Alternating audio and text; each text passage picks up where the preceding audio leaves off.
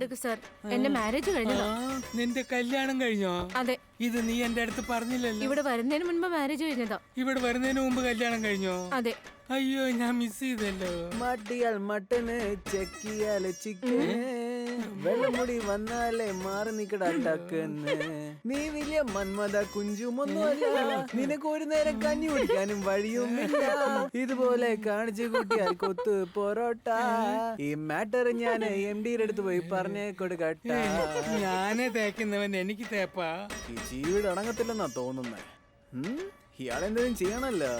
എങ്ങനെയെങ്കിലും ഈ ചാനൽ വിട്ട് ഇറങ്ങണം. കൺഗ്രാറ്റ്സ് മിസ്റ്റർ മുകുലൻ, അച്ഛനാകാൻ പോകുന്നല്ലേ? അഭിനന്ദനങ്ങൾ. എനിക്കും ഒരു ചാനലൊക്കെ ആരംഭിച്ച് വിജയമായിട്ട് മുന്നോട്ട് കൊണ്ടുപോകാൻ ഒരുപാട് നാളായിട്ട് ആഗ്രഹിക്കുക. അതെൻ്റെ ഒരു സ്വപ്നവും കൂടെയാ. ആ സ്വപ്നത്തിനാണ് നിങ്ങൾ ജീവൻ അർപ്പിച്ചിരിക്കുന്നത്.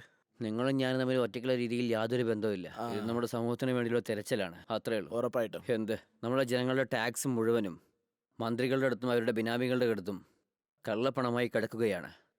ഇതെല്ലാം പുറത്ത് കൊണ്ടുവരികയാണെങ്കിൽ സ്റ്റേറ്റും സെൻട്രലും ജനങ്ങൾക്ക് തരുന്ന കയപ്പായ മരുന്നില്ലേ, നമുക്ക് തടയാൻ പറ്റും. അത് ശരിയാ. എന്തെങ്കിലും ആയിക്കോട്ടെ സർ. നാളെ വരാൻ പോകുന്ന വാർത്ത കാണുന്ന നമ്മുടെ ജനങ്ങൾക്ക് എന്തെങ്കിലും നല്ലത് സംഭവിച്ചാൽ ഞാൻ വളരെ ഹാപ്പി ആയിരിക്കും. ഉറപ്പായിട്ടും നടക്കാം മുകുലൻ. ശരി സർ, ഞാൻ എന്നാ പോട്ടെ സർ, നാളെ കാണാം. നിങ്ങൾ എന്തായാലും വിജയിക്കും. All the best. പോയിട്ട് വാ മുകുലൻ. ഇന്നത്തെ പ്രധാന വാർത്തകൾ. സ്വന്തം പിറന്നാളിന് വലിയ കത്തി ഉപയോഗിച്ച് കേക്ക് മുറിച്ച് യുവാവ്. പോലീസിന്റെ ജാഗ്രതാ മുന്നറിയിപ്പ്. സത്യമംഗലം കാടിനുള്ളിൽ കള്ളപ്രണയിതാക്കൾ. ഡ്രോൺ ക്യാമറയുടെ നിരീക്ഷണത്തിൽപ്പെട്ടു. മദ്യലഹരിയിൽപ്പെട്ട രണ്ടുപേർ തമ്മിൽ നടുറോട്ടിൽ വെച്ച് സംഘർഷമുണ്ടായി. വഴക്കിന്റെ കാരണം അന്വേഷിച്ചപ്പോൾ തന്നെ മദ്യപാനി എന്ന് വിളിക്കാതെ കുടിക്കാരൻ എന്ന് വിളിച്ച് അധിക്ഷേപിച്ചെന്നായിരുന്നു അയാളുടെ മൊഴി. ഇങ്ങനെ അധിക്ഷേപിക്കുന്ന സംഭവം നടന്നത് ചങ്ങനാശ്ശേരിയിൽ വെച്ചായിരുന്നു. പ്രധാന വാർത്തകൾ വിശദമായി.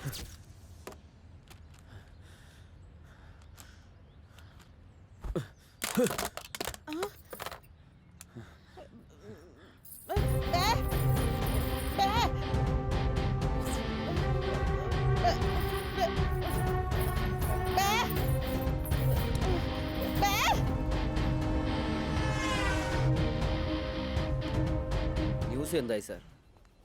മുകുലൻ വരൂ ചിറ്റപ്പാ. ദാ വന്നു കഴിഞ്ഞു. വിളിച്ചോ മോനെ? 2 ജ്യൂസ് കൊണ്ടുവാ. എന്താ ജ്യൂസ്? ഇരിക്കും മുകുലൻ. എന്ത് ജ്യൂസാ കഴിക്കുന്നേ?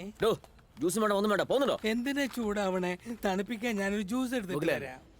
ജ്യൂസിനെ കുറിച്ച് ജ്യൂസ് കൊണ്ടുവരാൻ പറയുന്നു. ആദ്യ സമാധാനത്തോടെ പറയുന്നത് കേൾക്ക്.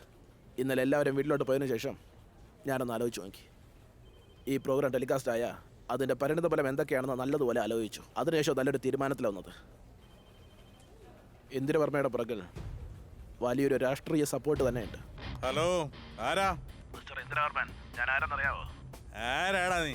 ഞാൻ പറയുന്നത് ആദ്യം ടെൻഷൻ ഇല്ലാതെ കേൾക്കാൻ നോക്ക്. നിങ്ങൾ അന്വേഷിക്കുന്ന ആൾ ഞാൻ തന്നെയാ. നിങ്ങളുടെ ഓരോരോ പ്രോപ്പർട്ടി ഷൂട്ട് ചെയ്തിട്ട് അവസാനം നിങ്ങൾ ഇൻകം ടാക്സ് ഓഫീസറും തമ്മിൽ സംസാരിച്ച ഡീല് വരെയും ഷൂട്ട് ചെയ്ത വീഡിയോഗ്രാഫർ ഞാനാണ്. നീയാണോ? കോൾ ഇന്ദിരവർമ്മൻ, ഡീല് സംസാരിച്ചാലോ? ഇല്ലെങ്കിൽ നാളെ രാവിലെ 8 മണിക്ക് എല്ലാ ചാനലിലും നിങ്ങളുടെ ന്യൂസ് ഫ്ലാഷ് ആവും. പറയാം. നീ ഗോഡൻ ഒളിപ്പിച്ച് വെച്ചേക്കുന്നില്ലേ? ആദ്യ 40 കോടി.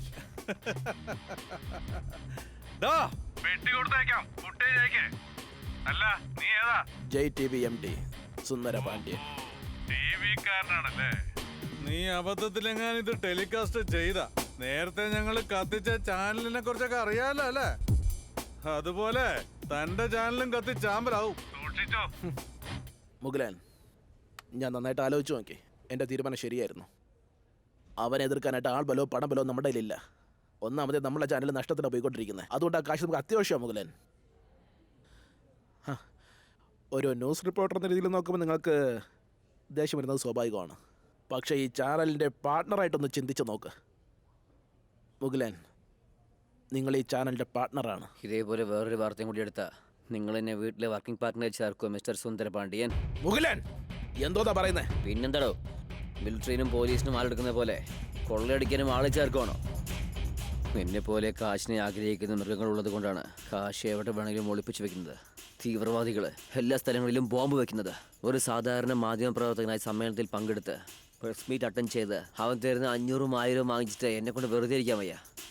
കഷ്ടപ്പെട്ട് അധ്വാനിക്കുന്ന കർഷക കുടുംബത്തിൽ ജനിച്ചവനാ സാർ ഞാൻ.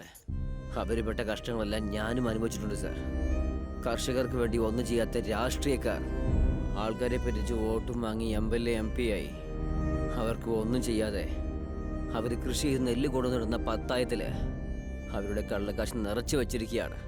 എന്താ സാർ, ഇവരെ പോലെയുള്ള ആളുകളെ വെളിച്ചത്തിലേക്ക് കൊണ്ടുവരാതെ നിങ്ങളെ പോലെയുള്ള ആളുകൾ കാശ് വാങ്ങുന്ന ബ്രോക്കറായല്ലോ സാർ.